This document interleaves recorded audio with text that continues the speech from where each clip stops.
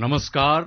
आकाशवाणी के समाचार सेवा प्रभाग की प्रस्तुति न्यू इंडिया समाचार में हार्दिक स्वागत अभिनंदन है दोस्तों आपका। मैं हूं मुनीश शर्मा और साथ में मैं हूं विनीता ठाकुर। आज हम आपके लिए ले आए हैं 1 से 15 मार्च का अंक। दोस्तों, जनशक्ति किसी भी सरकार की शक्ति से अधिक महत्वपूर्ण होती है, लेकिन ऐसे में नागरिकों की सुविधा के लिए शुरू की गई कल्याणकारी परियोजनाएं अगर समय पर साकार न हो तो उनका सीधा असर राष्ट्र की प्रगति पर पड़ता है। एक समय था जब परियोजनाएं शुरू तो होती थीं, लेकिन पूरी नहीं हो पाती थीं। संबंधित विभागों एवं अन्य हितधारकों के बीच समन्वय के अभाव में न तो समस्याओं का समाधान हो पाता था और न ही उचित मॉनिटरिंग। इस कारण विकास की गति ठहर जाती थी, परियोजनाओं की लागत बढ़ती रहती थी। ऐसे में वर्तमान केंद्र सरकार ने मार्च 2015 में तकनीक पर आधारित एक ऐसे बहुआयामी मंच प्रगति की पहल की जो बीते एक दशक की यात्रा में गेम चेंजर बन गई है। प्रगति मंच पर आने वाली सभी परियोजनाओं की समीक्षा स्वयं प्रधानमंत्री नरेंद्र मोदी करते हैं, जिसमें संबंधित विभाग, मंत्रालय, राज्य के अधिकारी और सभी हितधारक शामिल होते हैं। यहां समस्याओं का उचित समाधान करते हुए परियोजनाओं को गति दी जाती है। पिछले एक दशक से अधिक समय में इस मंच में निरंतर समीक्षा, समयबद्ध क्रियान्वयन और स्पष्ट दिशा से देश के विकास को गति दी है। हाल ही में प्रगति की 50वीं बैठक संपन्न हुई। अभी तक इस मंच ने 85 लाख करोड़ रुपए से अधिक की लागत वाली 382 राष्ट्रीय स्तर की परियोजनाओं को नया स्पीड और स्केल दिया है। प्रगति मंच आज समय पर पूरे होने वाले कार्यों का पर्याय बन गया है। ऑक्सफोर्ड के सैयद बिजनेस स्कूल ने भी अपने अध्ययन में इस पहल को परिवर्तनकारी बताया है। विकसित भारत के संकल्प की सिद्धि की दिशा में प्रगति की प्रासंगिकता और बढ़ गई है। यही इस बार हमारे अंक की आवरण कथा बनी। आइए इसे कुछ उदाहरणों से समझते हैं। उत्तर प्रदेश की सरयू नहर परियोजना को स्वीकृति मिली 1978 में और 4 दशक की देरी के बाद वर्ष 2021 में ये पूरी हुई। केरल में कोल्लम बाईपास परियोजना को स्वीकृति मिली 1972 में और 5 दशक की देरी के बाद वर्ष 2019 में प्रधानमंत्री नरेंद्र मोदी ने इसका लोकार्पण किया। बिहार में कोसी रेल महासेतु को स्वीकृति मिली 2003-04 में और 2 दशक की देरी के बाद वर्ष 2020 में ये पूरी हुई। असम में बोगीबील सेतु परियोजना को स्वीकृति मिली 1997 में और 2 दशक की देरी के बाद वर्ष 2018 में पूरी हुई। अटल टनल परियोजना को मंजूरी मिली थी सन 2000 में और 2 दशक की देरी के बाद वर्ष 2020 में पूरी हुई। ईस्टर्न वेस्टर्न पेरिफेरल परियोजना को स्वीकृति मिली 2006 में और 1 दशक की देरी के बाद 2016 और 2018 में पूरी हुई। नवी मुंबई अंतर्राष्ट्रीय हवाई अड्डा परियोजना को स्वीकृति मिली 2007 में और करीब 2 दशक की देरी से दिसंबर 2025 में पूरी हुई। जम्मू उधमपुर श्रीनगर बारामूला रेल लिंक परियोजना को स्वीकृति मिली थी 1994 में और लगभग 3 दशक की देरी के बाद जून 2025 में पूरी हुई। अब जरा सोचिए, क्या किसी परियोजना में इतनी लंबी देरी कभी राष्ट्रहित में हो सकती है? आखिर पहले की कार्यशैली ऐसी क्यों थी कि काम एक बार अटक जाए तो वर्षों तक वहीं ठहरा रहता था, न जवाबदेही थी, न कोई पूछने वाला। फाइलों में योजनाएं बनती रहीं, राजनीतिक हितों के लिए घोषणाएं होती रहीं, दीप प्रज्वलन और शिलान्यास भी होते रहे, लेकिन नतीजा यही रहा कि कई परियोजनाएं दशकों तक कागजों में ही लटकी रहती थीं। ऐसे में प्रधानमंत्री नरेंद्र मोदी ने मार्च 2015 में एक टेक्नोलॉजी वाला प्लेटफॉर्म बनाया, प्रगति, यानी proactive governance and timely implications. ये एक ऐसा टेक्नोलॉजी आधारित प्लेटफॉर्म बन चुका है जिसकी हाल ही में संपन्न 50वीं बैठक विकास की यात्रा में मील का पत्थर बनी है। अभी तक प्रगति प्लेटफॉर्म पर 85 लाख करोड़ रुपए से अधिक की 382 परियोजनाओं को गति दी गई है। बैठकों में परियोजनाओं की समीक्षा होती है, जिसमें ये देखा जाता है कि किस मंत्रालय या किस राज्य को क्या परेशानी हो रही है, किस कानून के कारण परेशानी हो रही है। सभी पहलुओं को बारीकी से देखने के बाद उसका समाधान निकाला जाता है। इस प्रगति के क्रियान्वयन के कारण रेल, रोड, सिंचाई या ग्रामीण विकास का काम, सारी चीजों को वहां लाकर समाधान किया गया। हाल ही में Jammu Udhampur Srinagar Baramulla rail line project पूरा हुआ है। और बर्फबारी के दिनों का एक वीडियो बहुत पॉपुलर हुआ है। चारों तरफ बिछी बर्फ की चादरों के बीच से वंदे भारत ट्रेन निकल रही है और लोग कहते हैं, गलती मत करना, ये विदेश नहीं, ये हिंदुस्तान है। लेकिन हकीकत भी जानना होगा कि ये परियोजना 3 दशक से लटकी हुई थी, जिसे वर्तमान केंद्र सरकार ने साकार करके दिखाया। इसी तरह असम का बोगीबील ब्रिज, ये बोगीबील ब्रिज अरुणाचल और असम को जोड़ने वाला बहुत ही महत्वपूर्ण ब्रिज है। कितने ही सालों तक ये प्रोजेक्ट लटका रहा, इसकी प्रगति के माध्यम से समीक्षा हुई और असम समेत पूरे पूर्वोत्तर को बहुत बड़ी सुविधा वाला ये काम अब पूरा हो चुका है। दरअसल किसी भी योजना की कार्य रूप में परिणति यानी क्रियान्वयन क्या होता है, आज देश के समक्ष इसके हजारों उदाहरण मौजूद हैं। लेकिन सवाल है कि दशकों से लंबित परियोजनाओं को पूरा करने की जिम्मेदारी प्रधानमंत्री नरेंद्र मोदी ने ही क्यों उठाई। सही अर्थों में यही नीति, नियत और निर्णय की त्रिवेणी है जो किसी भी योजना का आधार होता है और आज प्रगति इसका पर्याय बन गया है। ये केवल पुरानी परियोजनाओं तक सीमित नहीं है। प्रधानमंत्री मोदी ने भी जिन परियोजनाओं की शुरुआत की, उन पर प्रगति की निरंतर निगाह बनी रहती है। प्रगति प्लेटफॉर्म का उदाहरण देखिए।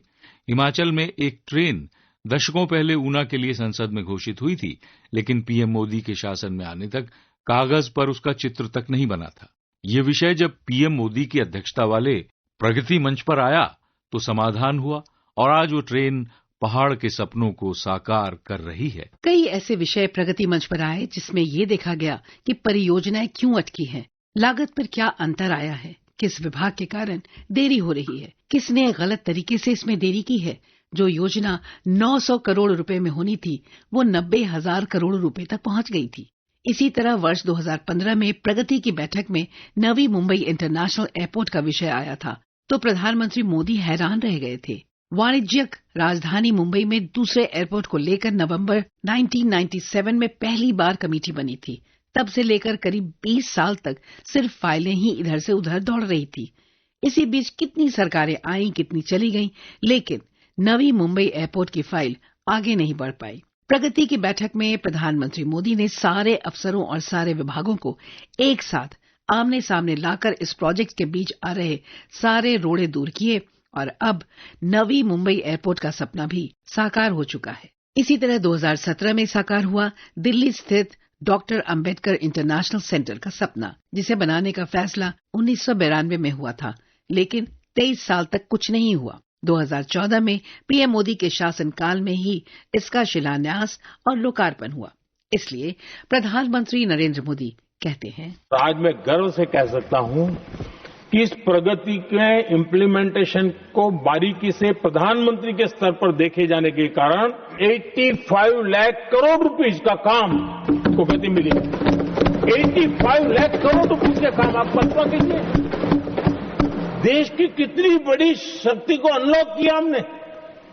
इम्प्लीमेंटेशन कैसे होता है ये हमने करके देखा है। रेल हो, रोड हो, सिंचाई हो, ग्रामीण कोई व्यवस्था का काम हो, इन सारी चीजों को हमने इसमें लिया। अब जैसे जम्मू उधमपुर श्रीनगर बारामूला रेल लाइन, आज ये प्रोजेक्ट पूरा हुआ और बर्फबारी में इन दिनों आपने देखा एक वीडियो बहुत पॉपुलर हुआ है, बर्फ के बीच में से चारों तरफ बर्फ की चादर छाई हुई है और वंदे भारत ट्रेन निकल रही है और लोग कहते हैं गलती मत करना, ये तो विदेश है, ये हिंदुस्तान है, ये रील चल रहे हैं बाजार में। लेकिन 3 दशक तक यही प्रोजेक्ट लटका हुआ था। 3 दशक, 30 साल आप कल्पना कर सकते, 2 पीढ़ी आगे बढ़ जाए, ये यहीं के अटके पड़े थे। हमारी सरकार ने इसको पूरा किया। प्रधानमंत्री मोदी का मानना है कि परियोजनाएं केवल इरादे की कमी के कारण असफल नहीं होती।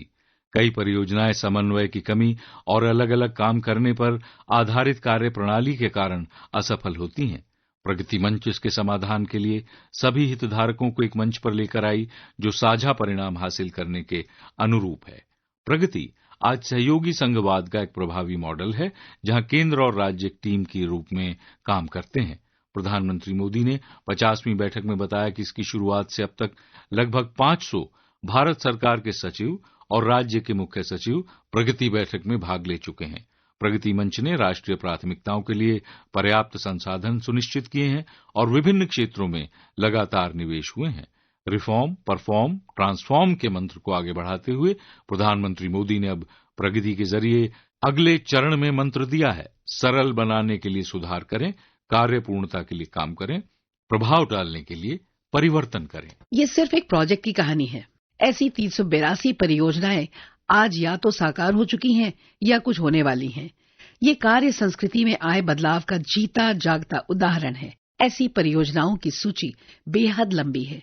प्रधानमंत्री बनने के बाद नरेंद्र मोदी की अनोखी पहल से देश के विभिन्न राज्यों में हजारों करोड़ रुपए की अटकी भटकी और लटकी परियोजनाएं एक के बाद एक तेजी से पूरी हो रही हैं। परियोजनाओं को फाइलों से निकालकर जमीन पर तय समय में उतारा जा चुका है। ये क्रांतिकारी बदलाव संभव हुआ है प्रगति प्लेटफॉर्म की मदद से।